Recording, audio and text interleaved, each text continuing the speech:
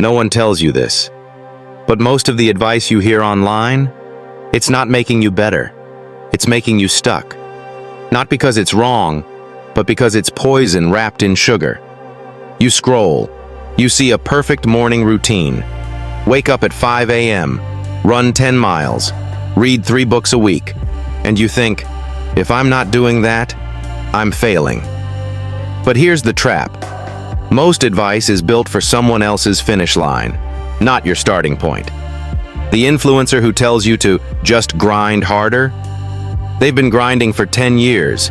The guy who swears by 16-hour workdays, he's single, child-free, and doesn't need to cook his own meals. They're not lying. They're just leaving out the part where their context makes it possible. And without that context, their advice becomes a slow drip of self-doubt into your brain. I learned this the hard way. A few years ago, I tried to follow a billionaire's perfect routine. Cold showers, 4:30 a.m., alarms, no sugar, no social media. By week 2, I wasn't inspired. I was miserable. Not because I was weak, but because I was living their life, not mine. That's the danger. You start chasing habits that don't even match your goals, and slowly, you lose sight of your own. See, advice has an invisible cost. If it doesn't fit your reality, it steals 2 things you can't get back: your time and your belief in yourself. Every failed attempt chips away at your confidence.